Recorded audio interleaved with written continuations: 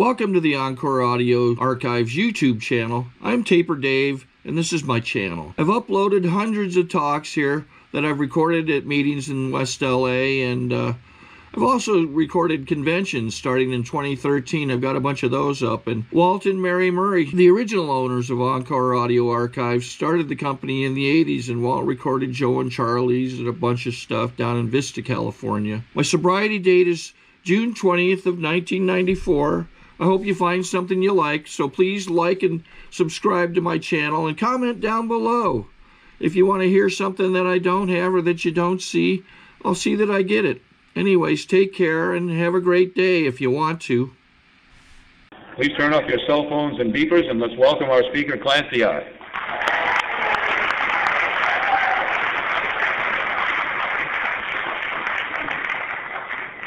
My name is Clancy Imislund. I'm an alcoholic. What he just read is true in most cases.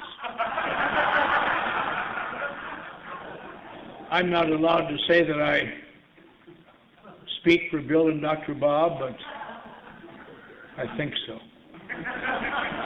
I'm glad to be here tonight, glad to be safe and sane and sober, because I didn't used to be, and I may not be again someday because of the nature of the illness and such, but I am tonight. I always like to come to this meeting because about 34 years ago I was the first speaker at this meeting, and I have spoken here many, many times since. I always like it. I came to the Brentwood meeting when I was doing a great deal. The 8:30 meeting was the biggest meeting in town in those days. It was a different hall up the street, and it was very fancy. They had 2 rows of soft chairs and then a whole bunch of hard chairs. And if you came in early and sat in a soft chair, someone said, "That's Marion's chair." So we had to sit in the back and gnash your teeth and think, someday I'll be dead. I'll move up there. And then they died off and they changed the chairs, damn it. But anyway, alcoholism continues to be a great problem to the world. You know, as far as I can tell, there seem to be types of alcoholics, and I don't know why, but this is just a considered observation. There seems to be a type of alcoholic who drinks, by any observation, seems to be an alcoholic, and something dreadful happens, something that threatens their security, a death in the family, or loss of a job, or some dreadful thing. And they suddenly realize the chaos of their life, and they quit. And they never drink again. And there's also a type of alcoholic much like that who also become physically addicted, and they are medically withdrawn. That's where treatment centers come from, the medical withdrawal of people from physical addictions and alcohol. At each step of the way, they point out the chaos of their life, and they finally realize how terrible it is, and they quit. And they never drink again, and most of us have heard of people like that.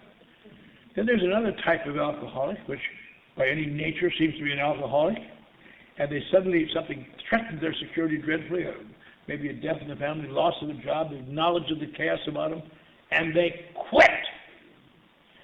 But they always begin to drink again. And the same person goes through a treatment center and quits, but always begins to drink again. And nobody can understand why. These are the type of alcoholics that have baffled science, baffled medicine, and baffled religion, and baffled humankind for as long as there's been alcohol. There's never been any reason for it. And nobody seems to understand why. Bill Wilson, when he wrote this book, Alcoholics Anonymous, he knew there seems to be different types. He didn't know what they were, but again and again in the book, he talks about alcoholics of our type. Alcoholics of our type. The alcoholics who cannot stay sober, who always return to drink, who always have difficulty with alcohol. And these are the type of people that I bet there aren't very many alcoholics in this room who have not seen that look on the face of a loved one. And they have that look of, oh, how could you? You were doing so well and you promised. And now look at you. And it just makes you want to cringe and, oh, leave me alone, damn it. And it's just, I don't know what's wrong, but leave me alone. And it's just such a frightful thing. And I lived in that case, as I'm sure many of you, most of you did. I went to my first AA meeting when I was a young man, because I was acting strangely when I drank, bizarrely, they said. And I thought I could quit, and I did quit. And But after a while, I realized alcohol was not the problem. And for year after year after year after that, I went to AA and I quit drinking. I stopped drinking. I changed jobs. I moved states. And I never could understand the pattern. And much to my astonishment, and I remember when I was first sober, my sponsor had me read the book Alcoholics Anonymous. And they always say, well, the joke is it's a badly written book. It isn't a badly written book. I spent many years writing for a living. It isn't a badly written book. It's just terribly dull. And you read it, it's just endlessly dull. And some years later, when I came off Skid Row, and another sponsor gave me the book to read, and you know what I found out this time? It's just terminally dull. I mean, my job is writing things like, take this action, buy this product, do this now, don't do it. And you read this book, and if you are thorough at this stage of your development,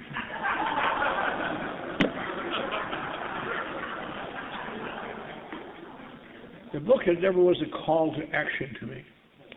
And I was very surprised some few years later after I'd fallen into the hands of a cruel sponsor who made me take actions. I allowed him to make me take actions, and it changed my life little by little as it is the actions here I want to do.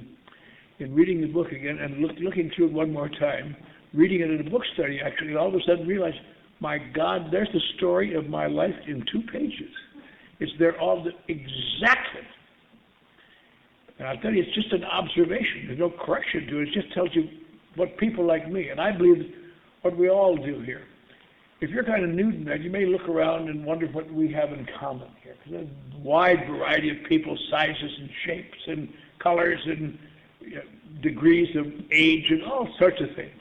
What the hell do we have in common? In fact, if you hear them all talk, they all drank a little differently. They did this, they drank that, and different experiences. You just, man, I'm not like that. But that is what we have in common. If you ever get a chance, look at the first page or 2 of chapter 3 of the book Alcoholics Anonymous. If there ever was a unifying process of evaluation of people like me, and I presume like you, they talk about what people like us have in common, alcoholics of our type. We all somewhere along the line, apparently, voluntarily or involuntarily, or willingly accepted the obsession that somehow, someday, I will control and enjoy my drinking. And it says the persistence of this illusion is astonishing. Many of us pursue it into the gates of insanity and death. And we have occasional brief recoveries. And we've all had those. I got it together now. That's followed always by still worse relapse. If we didn't all have a relapse, we wouldn't be here. We'd be out in recovery. And little by little, and finally you keep drinking, and you get that funny little thing, I just love this choice of words, reaching a stage of pitiful and incomprehensible demoralization. And I used to think that's how drunk you got, pitiful and incomprehensible demoralization, but that isn't what it means. That's how you feel after you get sober again. Pitiful and incomprehensible demoralization. And people are demanding some explanation from you or some reason for your behavior, and I have none. I have to tell them, leave me alone. And I continue to drink, thinking I'll find a way. And then it gives that funny little paragraph to wind this up, where what people like us do. You change from one kind of booze to another kind of booze. Their illustration is from scotch to brandy. Well, no, you drink beer only. I'll just drink beer. It's that hard stuff. Or I'll just drink at home. That's what I'll drink. I'll just drink at home. Or I'll never drink at home. That's sit there. I'll drink out with people. Or I'll drink wine only. There's not much problem in wine. And I will read spiritual literature. And I'll take exercises. And I'll do these things. And there's a whole paragraph of things that almost every one of us identify with, I'm sure. And it ends by saying, we could increase this list ad infinitum, which means forever. And we all got our own list. And it's just amazing to people why people like me continue to drink, or people like you continue to drink. Look what it's doing to you, my God. And there's no way to explain to them, I know what it's doing to me. It makes me feel so bad, I can't stand it. I got to take a couple drinks to ease off. And how do you explain that to somebody? There's a guy told me one time, outside of these rooms, you'll never find anybody could understand why people would drink to forget their drinking. And it's kind of funny, but it isn't funny because I watch people die from it every day. And it's you don't really drink to forget your drinking. Drinking causes problems. Problems are solved by drinking. And I remember I tried everything I could try. I spent thousands of dollars in psychoanalysis to understand the reasons I had these emotions that made me drink. And I really enjoyed that. It took me almost a long time. It took me a long time to realize I finally found out why I had these emotions. I'd been hurt a lot as a child. Well, I'd been warped by the depression. I didn't even know there'd been a depression. But when I found out, I could see what it had done to me. I was repressed by the Norwegian Lutheran Church, my own church, just all sorts of things. And it really is a great thing to know. I know why I drink, thank God. But you suddenly realize you know all of what causes the emotions, but you still got them. They're just as bad as ever. The only possible use for them may be late at night in a bar somewhere, some big moose comes over and says, I'm going to listen to you mouth off all night. What the hell's wrong with you? And you can tell them. I was repressed as a child by the Norwegian Lutheran. Boom. I've tried to drink and not to drink, and I know deep in my heart I'm not an alcoholic for one reason. Alcohol was not really my problem. It isn't when drunk, but I've gone to a lot of AA meetings. I know what happens. They stop drinking, they apparently return to God or do something that I don't feel comfortable doing, and they turn over their life and they live happily ever after. And they say I can't quit drinking. But a few years ago, I found a solution to that in El Paso one night. If you find someone who can't stop drinking, can't get off this drunk, use this solution: slap a cop. You are now off that drunk. But I could always stop drinking. Remorse helps me a lot, but I could always stop drinking. My problem is this: I don't explain to people. After I'm sober a little while, sometimes a day, sometimes a week, depends on how deep the remorse is, somebody sneaks into my bedroom in the middle of the night and puts an invisible spring in my gut. And the next day it starts. They start to compress that spring, and it manifests itself as just a growing restlessness, a little growing irritability, and dislike of being treated like a child by people who are depending on me. I'm not a child. I'm supporting you. I'm keeping your company going. And I really, what my problem is, there's a lot of crapheads around here, and I really, and that tension mounts. And I've discovered over the years, something I discovered when I was 15 years old in Pearl Harbor, World War II. The way to cut those emotions is to take 2 or 3 drinks. And that works. And I fight it off, and I fight it off. But eventually I take 2 or 3 drinks. And I don't know how to explain to people. I'm not drinking because I'm a drinker. I'm drinking because I'm a feeler. There's something wrong inside of me, but I'm never going to talk about it. I remember hearing chapter 5 for the first time I heard it read. The only thing that jumped out at me was some people have grave emotional and mental disorders. And I may have it, but I certainly don't want to talk about it, because that is not something you want to have attached to you in your life when you go out there trying to make it in the world. And I've stopped drinking. I stopped drinking once. I had a very good reason. I was in jail. I used to go to jail a lot overnight, because I have a tendency when I drink sometimes to counsel police officers and stop unjust arrests and go in their place. And I was at jail one night, and they had to come and tell me in the morning my little son had died, and they couldn't find me because I was out drunk. And that hurt me so bad I stopped drinking. That time I stopped drinking. And eventually it got so bad that when my family was in church, I went and pulled the car in the garage, hooked up the hose in the exhaust pipe, and killed myself. Because I promised my little boy I wouldn't drink. I can't drink. I can't stand it. I was just going crazy. And I killed myself. And the guy next door ambled over and found me dead in the car, and they pulled me out and put me in a hospital, and he sent me to the state insane asylum as a schizophrenic with paranoid tendencies. Now, that's not an alcohol problem. That's deep problems. In fact, I've often liked to go back to Texas someday and find that psychiatrist that diagnosed me as that dual personality alcoholic. He must be about 90 now. I could move him around pretty good, you know. How dare you diagnose me as a dual personality, you idiot! If I could have got my personalities down to 2, I'd have been all right. I used to hear people say to AA, I'm not sure AA is enough for me. I may need group therapy.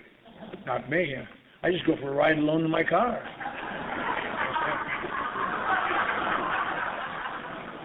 That's what's so good about alcohol. It reduces it to one voice. It may be a bad voice. But why don't you quit your job and punch him in the face?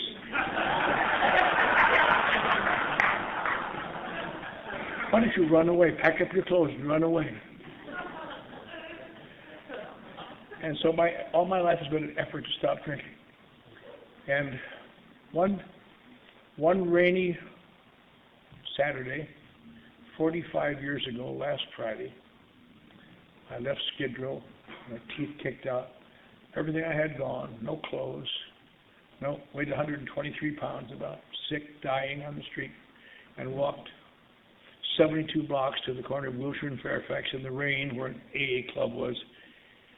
And I'd been in and out of AA for almost 10 years by that time. And I knew AA doesn't help people like me, but I was trying to, if I could just hustle some dough off these idiots. And little did I know that I'd stay sober that time. Didn't want to, didn't intend to. They talk about honest desire to stop drinking. I didn't even have a desire to stop drinking. I had a desire to just get through a day. And I hung around there, and it was raining. It kept raining, and I hung around that club, and I fell into the hands of a guy who was a sponsor, going to be my sponsor. He was an actor, and I'd seen him in the movies, character actor, giving people money.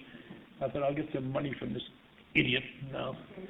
I'll get some teeth, I'll get some clothes, and I'll go back to New York and tell them I used to be successful writing in advertising agencies before it all went to hell.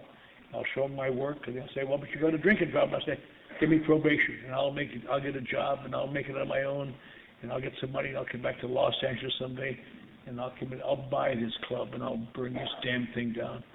And I hope they're all in it having a meeting. And so this guy became my sponsor. My motives were not very good. And he, a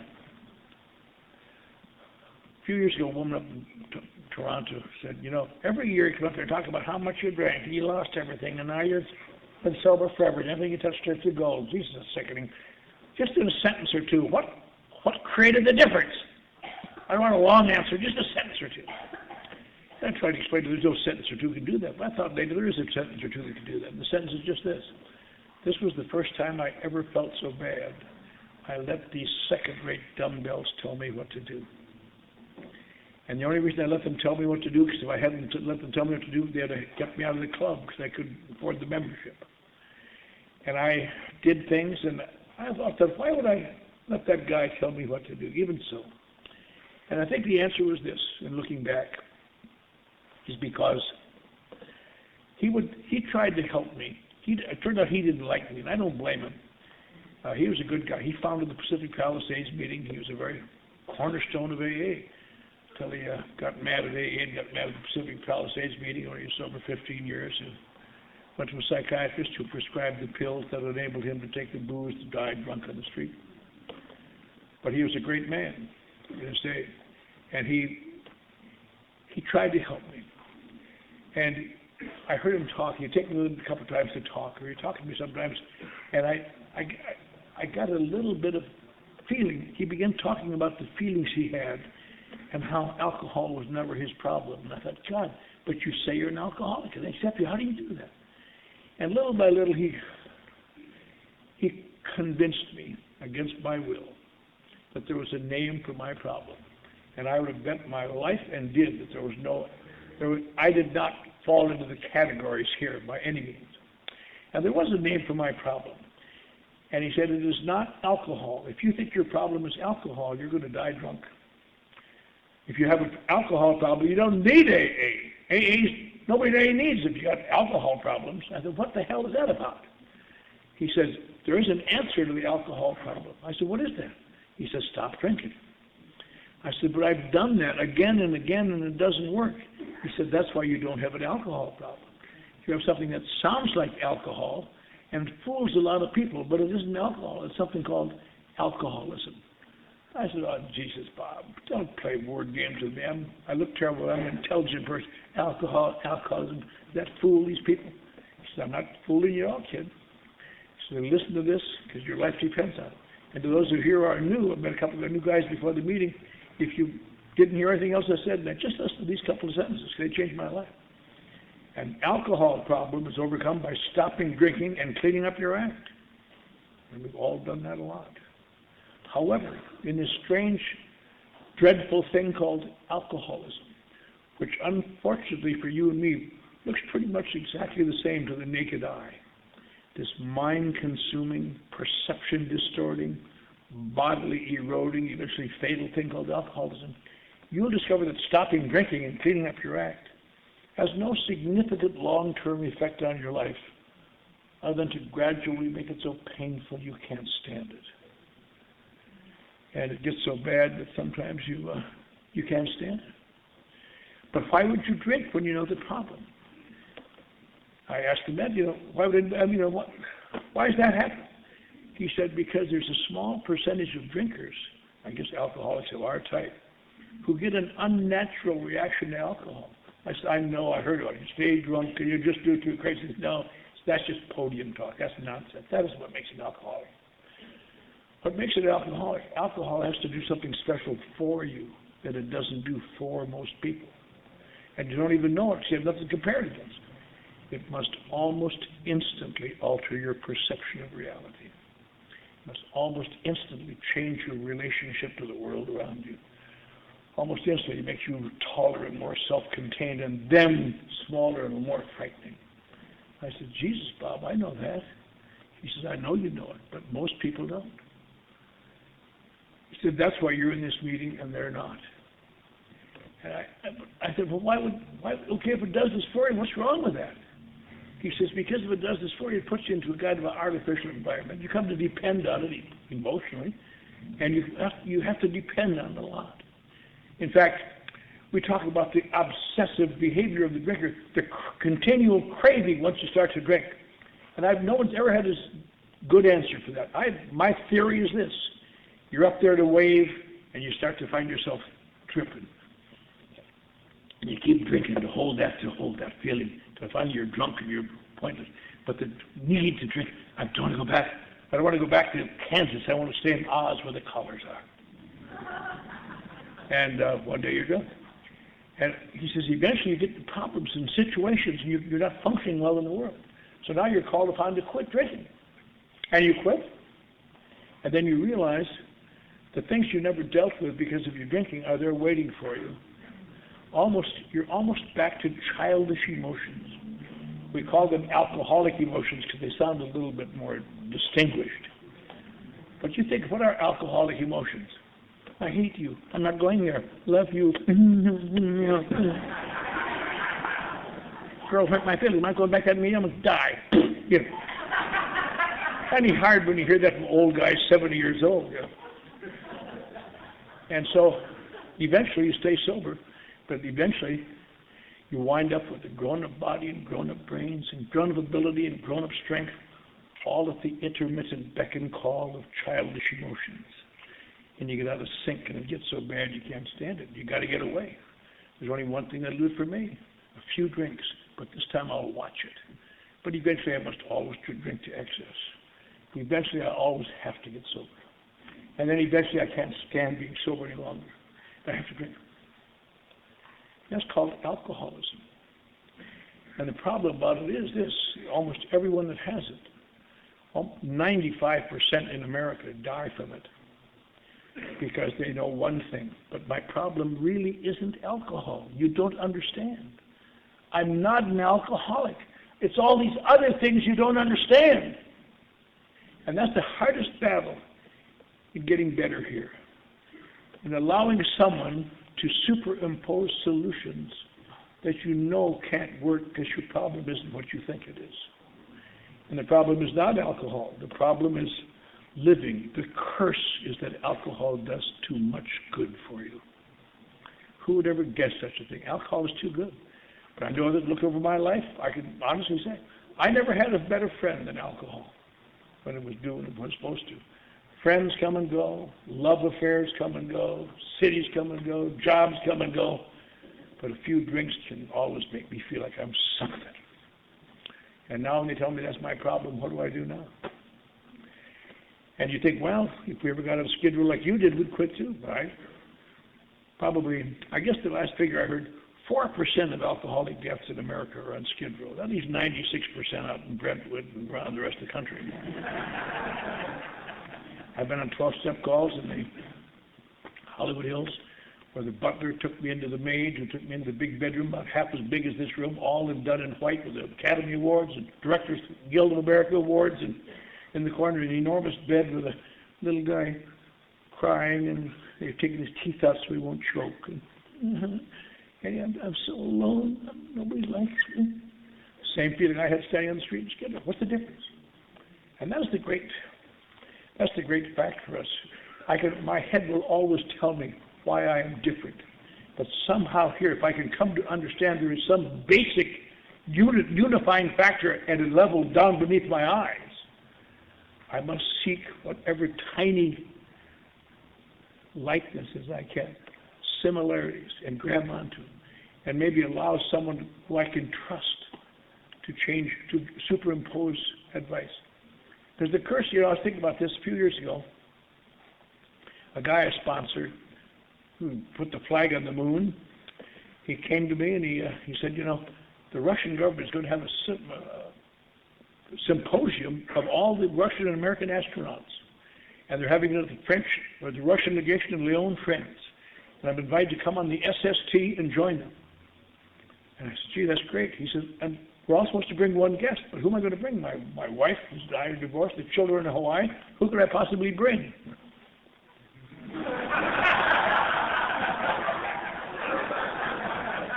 Well, when we got on the SST, we had to help him. The great thing, it goes beyond the speed of sound. You really, when you land, you figure, I hope we got good brakes on this sumbitch. We'll be in Belgium or something. But of course, when they stop that plane, what they do, they take the jets, the same jets that push them this way, and they stop the plane. Just the same way they do at LAX or Burbank or anyplace else. Jets push you this way, they reverse the thrust. And the last analysis, that's what I think the greatest value of Alcoholics Anonymous, the value of sponsorship. The same pain that makes it imperative for me to drink, if I can allow someone the power to change the thrust of that pain, that same pain can be used to get me to take actions I would never take unless I was absolutely desperate. To write an inventory, I hate that. To make amends to people I despise. Why am I doing it? Not out of love or kindness, because I'm so desperate and I let this do this. All right, they're doing it.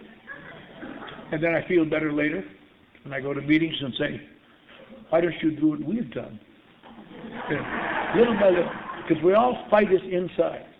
The greatest thing I know is that here, for those who are new, old-timers know this is a redundancy to them. There's a place here for people who feel terribly different. We've all come here feeling different. The mark of recovery is that little by little, you realize you're not so different after all. And all of a sudden, life is worthwhile. Thank you.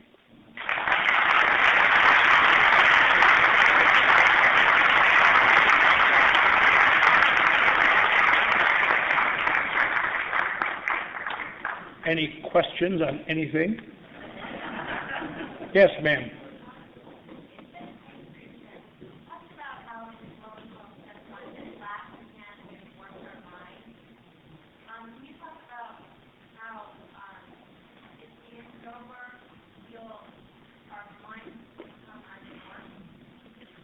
Our minds become unwarped when we're sober?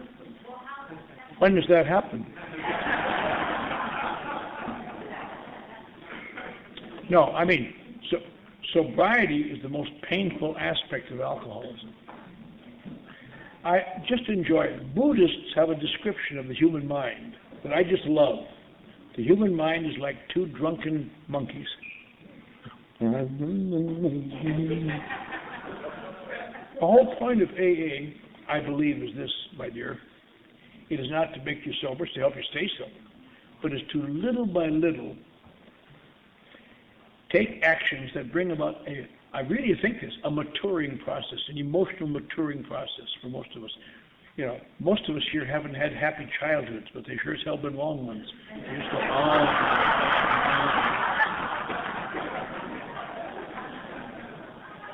And it brings out a maturing process, and little by little, things get all right. You're never going to become wonderful or perfect. You hear these speakers say, I no longer have anger.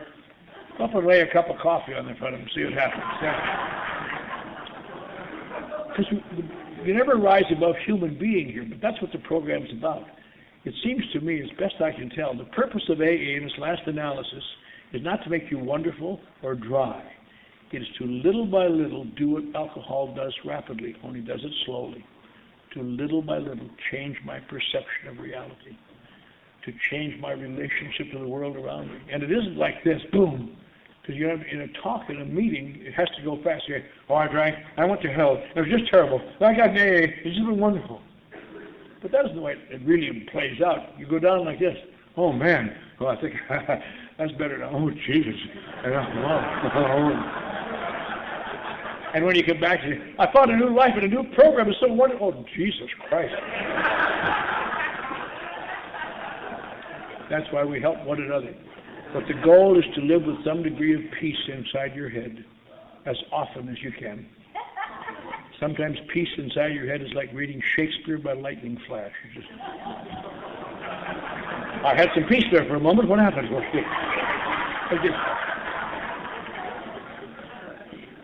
Yes, sir.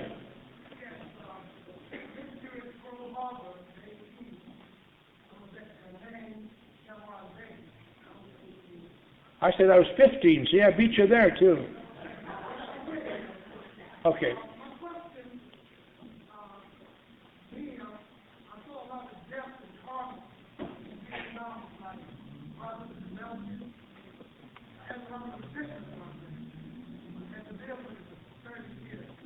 Yeah.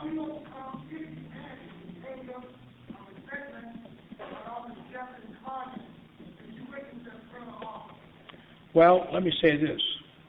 I was not at Pearl Harbor when it was bombed. I was there shortly thereafter. But I saw a lot of carnage. I later on saw some death. And I see, today in my work, I see death all the time. That's part of my work today. And it doesn't really make me angry. It makes me, I feel sad, but I don't feel angry. Because what are you going to be angry at? Going to be angry that there's an enemy? Angry that some power's letting it happen? I sponsor a couple of people who are highly decorated veterans of Vietnam. One was a gunnery sergeant in the Marine Corps, and there's been half a book written about him. And he goes around and talks all the time. He says, I hope you people here do what I have to do. Stop talking about Vietnam. This is 30 years later. Let's talk about life. Because the time eventually has to come, no matter what happened then in my life or your life or someone who's terribly abused as a child, the time has got to come in AA when I do these things that one day say, that was terrible. But that was then, and this is now. And like Dr. Bob, your co-founder of AA, is his son, young Smitty. He's 83 now, he isn't very young. But when he was younger, he said, I refuse to spend the rest of my adulthood playing out the role of a wounded 16-year-old neurotic. And that's what we got to do. I know what you're saying, son. I'm not putting it down at all. But I'm saying you better get off that Vietnam stuff for a while. Because it's going to just eat you up for as long as you live. Yes, ma'am.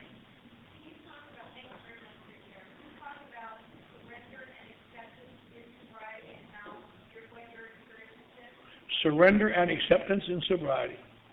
Yes, I can, briefly. I can talk about it lengthily too, but I'll talk about it briefly. You know, in my early days, and I'm sure yours too, we hear these speakers that do wonderful things. Then I came to AA, and I threw in the towel. It's been a pretty nice path ever since then. And it sounds so good. But as I got older and wiser and got to know these people, nobody ever did that. Nobody ever did that. Here's what you do. I can tell you from personal experience and myself and everybody I know.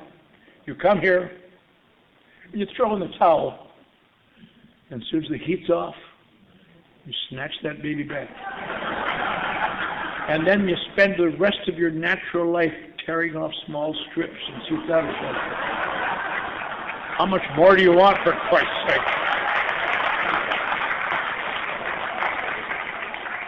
Just go home tonight and tear a strip. Yes, sir.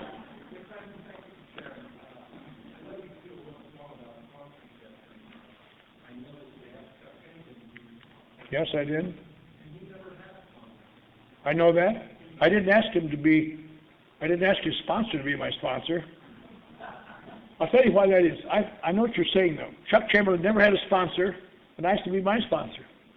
And as far as I know, I'm the only person he ever acknowledged sponsoring, which shows you how bad he was doing. But Chuck Chamberlain did something that, as far as I know, the only two guys I know who ever did this were Bill Wilson, and I had him explain it to me in his office, and Chuck Chamberlain did it. They both came here totally surrendered. And the rest of us don't come here that way. We have to surrender after we get here, incrementally, little by little. You know, they talk about a spiritual experience. When the book was first printed, chapter 12, and having had a spiritual experience as a result of these steps, then the people said, Bill, you're the only one who had a spiritual experience. We never had one. You know, when do we get ours? And they realized they weren't going to get a spiritual experience the way Bill Wilson had it. So they finally, little by little, began to discover over a period of time that the thing that makes Alcoholics Anonymous so remarkable, such a miraculous thing, is that somehow, with its steps and involvements, it brings about an incremental spiritual experience. Not the way Bill Wilson got his, but the way we get ours. You want me to make amends to that bitch? And little by little, it comes about. Now, I'll tell you something else about Chuck. My first sponsor told me exactly what to do. You do this. You do that. I mean, that's what made me crazy about it. Because if you're new, sponsors will tell you things that make no sense. They just make no sense. For example, they might point at that curtain as an example. That curtain is red. No, it isn't, Bob. It's kind of a dark blue. I tell you, it's red. It's a dark blue. Well, damn it, you act like it's red. Now, they don't tell you the color of curtains, but they tell you things equally stupid. I don't care how it looks to you. You go over and apologize to that woman. You treated her very badly and you talked badly. I don't care what she did. You go over and apologize. I don't care how it looks to you. Don't quit that job. That's the only job you're going to get this year, as I've got a feeling. Hang on that job. I don't care how it looks to you. You make amends to your father. I don't care if you haven't talked to him for 10 years and you've got proof that he hurt you. You were a rotten son. And on and on and on. Stupid things. And one day you turn around and the damn curtain has turned red. Then you have to deal the rest of your life with people who think it's blue. But that's the nature here. Now, my first sponsor made me do things, and I would have died if he hadn't. And after he died, now sober a few years, and I got Chuck Chamberlain, my sponsor, he never once told me to do anything. He just showed me with his life, and in order to win his approval, I had to do those things too. So, but if he'd have been my sponsor when I was new, I'd have been dead. And if the other guy had been my sponsor when I was sober for 20 years, I'd have run away. But it just worked out fine for me. Him not having a sponsor was never much of a problem to me, except the only time it was ever a problem was when he'd speak. God, it made me crazy. I'd have some newcomer with me. Now, do what I tell you. I never had a sponsor. Jesus, now you say, Chuck, don't say that. And he'd say, I won't, son. I won't say that anymore. And next time, I never had a sponsor. I had a terrible time with that man, I'll tell you. But that's why I had him as a sponsor. Yes, ma'am.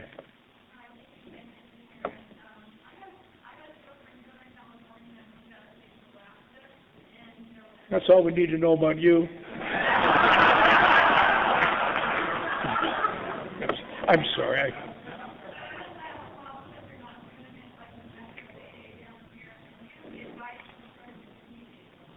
Starting a new meeting? Well, the best thing I know is you need a few people who think the way you do. And I'll tell you something else. You will not convert many people there. You will have to start with new people, bring them in. When 40 years ago, I started the Pacific Group over at Ohio Street. And we had kind of a strict format, and people wouldn't go near that Nazi organization, rotten. And I didn't blame them. But little by little, we brought in a lot of new people. Now it's the largest meeting in the world by far. Last night there was over 1,000 people at the meeting, all up and doing well. And but it doesn't happen overnight. It isn't going to happen in Alaska ever, because you don't have that much people. But you might get a few. You might start by reading chapter 5 from Field and Stream magazine. I wouldn't talk this way, except I know this girl very well. I would never be this rude to a stranger.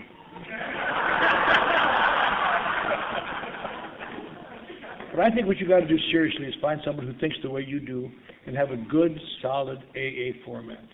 Because the big problems in AA today, one of the great problems, people come out of treatment centers with gobbledygook and full of pills. And you got to really, it takes a while to get over that.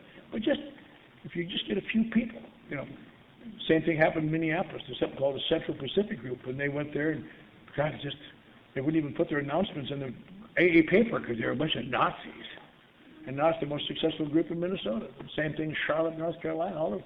Because people, although I've come to believe, alcoholics, even though they don't know it, they might like the meringue, but they really down deep want the meat and potatoes.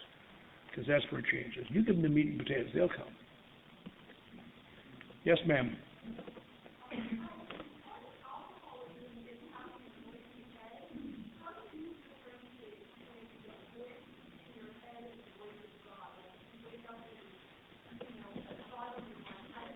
I'm going to say something that sounds terrible, but it isn't. When I talk to God, it is called prayer. When God speaks to me, it is called schizophrenia.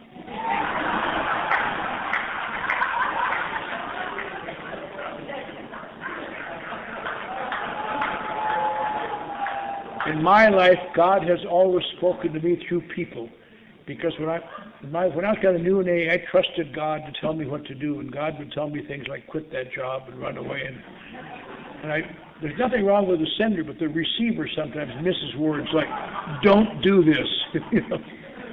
I just think that if you have a voice of God, you have to be careful, bounce it off your sponsor too, and bounce it off your peers, because we all have those, we don't know if it's ourselves or our secret wishes or subliminal desires to do this, and, God wants me to do it, and later think, what made me think God wanted me to do it? But so I think you have to be a little careful about that, that's all. Because no matter how hard you work, as I say, no matter how hard you work your program, you never rise above human being. And there are people in AA who tell you God's wishes, what God wants for you. But I've never seen their franchise agreement that gives them that power to make that statement. Because the good AAs never say that I've ever seen. Yes, sir. Thank you very much, Matthew. Happy birthday to you. Thank you. About time somebody said happy birthday. Not that I care, I don't. What do you do when you find yourself slipping into patience and losing your patience and tolerance? Losing my patience and tolerance? That happens. You mean becoming intolerant? You're a different color, aren't you? Hey, I think it happens to every human being, different degrees.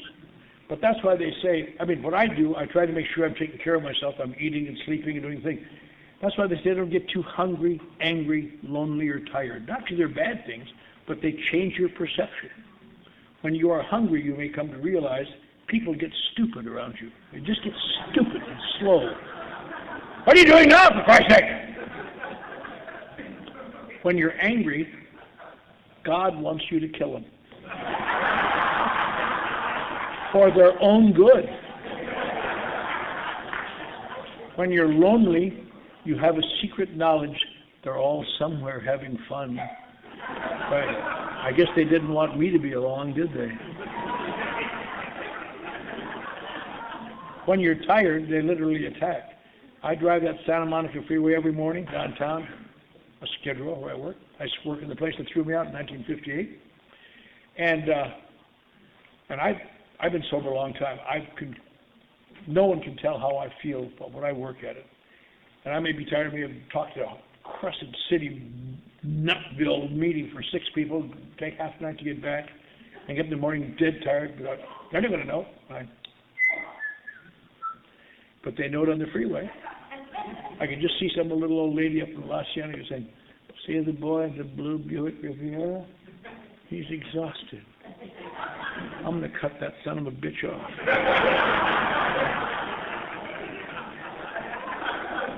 But what AA has done for me is this.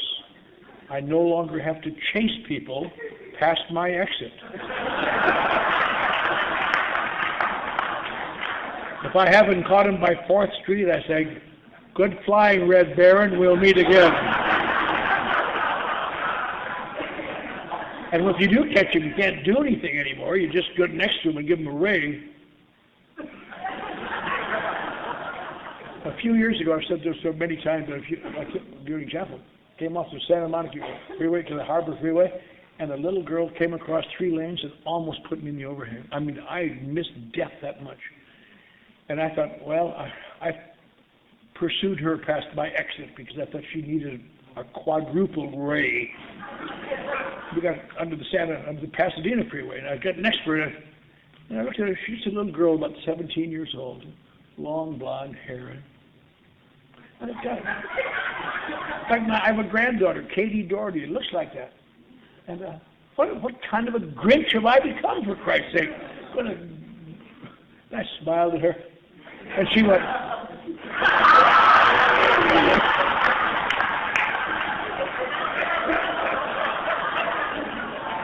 But that's the way it is out there on the streets, baby. So one of the things I do to answer your question, I make sure I'm getting enough sleep and I'm eating right and I'm not got too many balls in the air. Keep it. It's like when a ship is in a storm. The tendency is to raise all the sails and sail out of it, but that makes you tip over. You take all the sails down and just ride it out. And pretty soon it gets better again. You're not so different as you think. Yes, ma'am.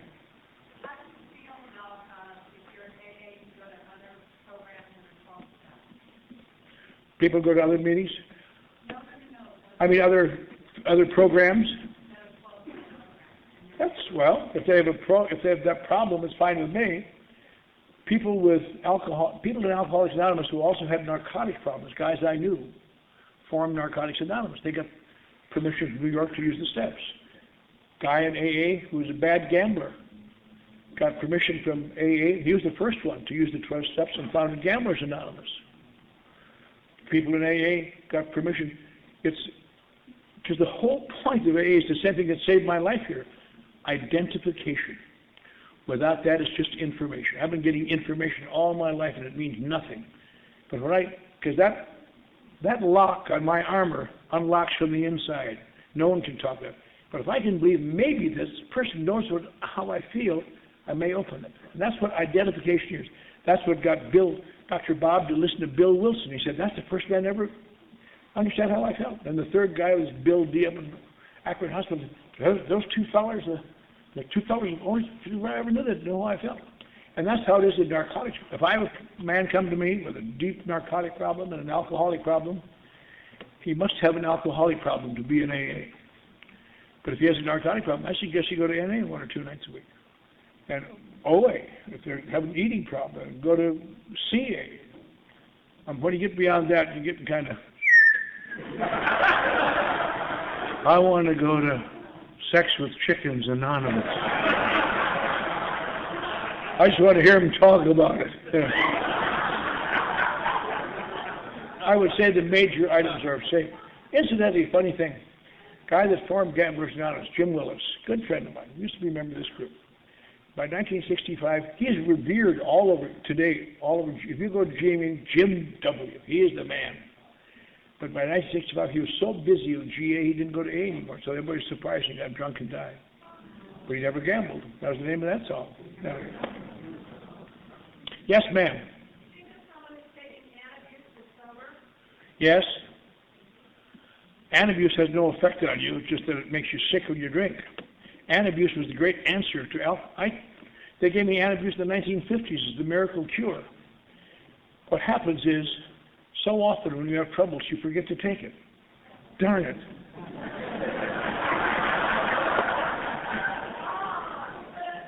What are your thoughts about the use of antidepressants with recovering alcoholics and stuff with depression? I think all alcoholics have depression. Now, this is my opinion. This is my opinion. If I sponsored a person who was on antidepressants, I would ask him to change his sobriety date. Because the purpose of AA, it seems to me, is not to get off alcohol. It is to learn to live in reality. And I know that antidepressants, they're all, today, as I said earlier, the treatment centers of the country, that's the big thing. Load them up with antidepressants, they all walk out think they've been cured. Well, my problems are gone, but they're loaded. And I've had a lot of people come to me on antidepressants, and what I suggest to them, if they want to do it, let us go and talk to your doctor and see if we can start weaning you off to see if they really are necessary. Now, some, like in manic depression, lithium is a great answer, and I would never fight lithium. But all the other varieties, because I took medications, got back out of the nut house, they had me on Thorazine and all sorts of things, and I thought I was doing well until I went goofy, I know that it's old-fashioned and it's not considered hip to be like that. But I believe that the best thing can happen to any alcoholic is to learn to live on the natch, not dependent on nothing. It makes you feel like you're like a person. That's only my opinion. Yes, sir. What is your basis for daily living? For daily living?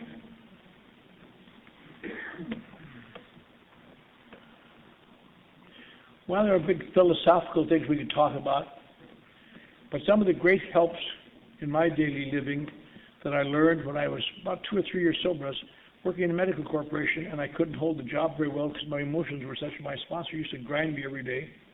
And in the period of those 3 years, I finally got to be director of advertising for that big medical corporation. So I knew I was doing better. I had front teeth then and smiled.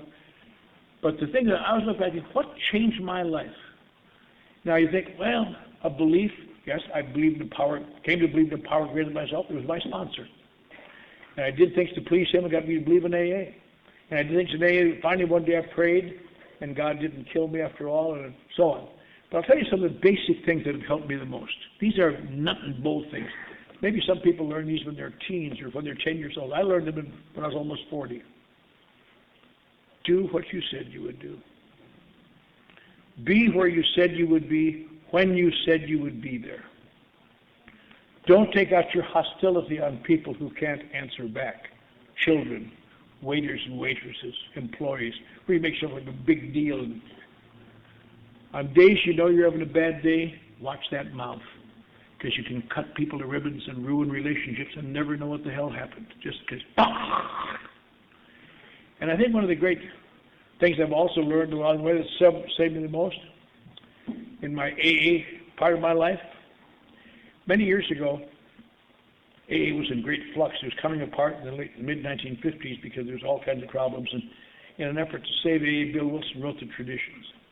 And then a lot of people didn't want to hear that, we don't want laws, we're here for spirituality. So finally in 1950, in an effort to bring the warring factions together, they got one big meeting in Cleveland where they invited people from Los Angeles and Houston and so on. And the highlight of that meeting was 6 young guys taking the long form of the traditions, 2 each, and got up and talked about them, and explained these are not rules, these are suggestions, we're going to come apart if we don't. And little by little they are accepted and changed to AA. But to me, the highlight of that convention, I have the tapes on that convention from 1950. Not very good quality, but they're interesting.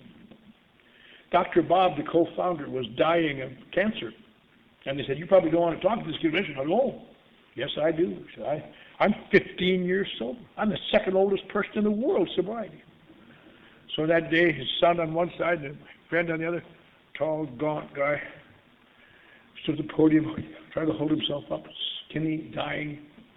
And he tried to, in his introductory remarks, I want to welcome you all to Cleveland. And I hope you go back and tell the boys and girls in your groups what we're doing here now. We're trying to do it together. And that we all get the same things out of it that we put into it, our efforts. And he said, I look over this crowd, I'm happy that some small thing I did a number of years ago helped bring this about. He said, I want to apologize for my health. I've been in bed most of the past few months. He said, but I want to call your attention to 2 or 3 things that I think are important. And if you remember this in AA, son, you'll be a winner, I think. It was like a deathbed confession, except it wasn't a confession, it was an admonition, deathbed advice. He was such a great man for giving advice, wonderful advice. He said, first, let us remember to keep our program simple. Let's not louse it all up with Freudian complexes, which may be of interest to the scientific mind, but have nothing to do with our work here. Our work here, when reduced to the last, consists of love and service.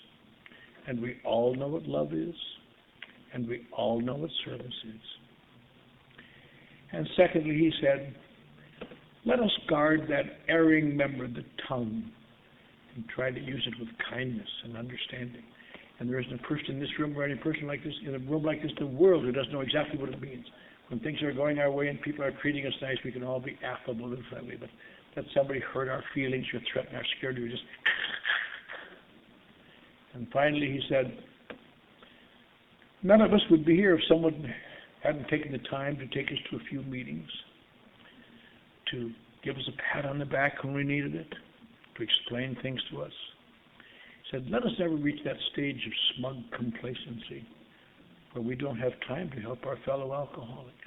It's so important. And he said, thank you, and sat down, and was dead shortly thereafter. But that isn't a bad way to live your day if you can. Watch your mouth. Do what you said you'd do. Be where you said you'd be. Be kind to people if you can. Don't make the program complicated to make yourself look good. It's quite simple. Watch your tongue. Help somebody else. Not bad. Thank you.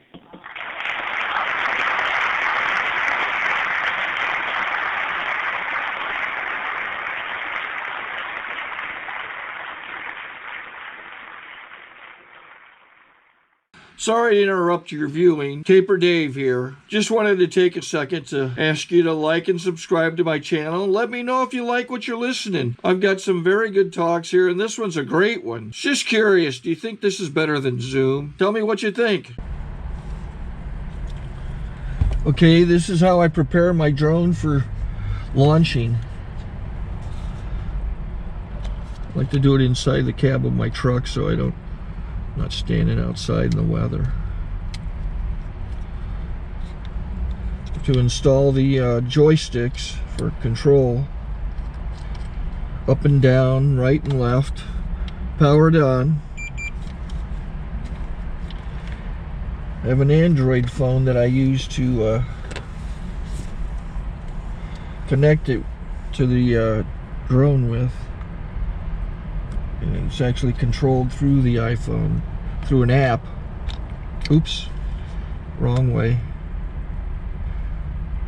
It's actually controlled through the iPhone, or through this Android phone, through the app. It's actually controlled through the Android phone, through an app, and you connect it through this short connection right here.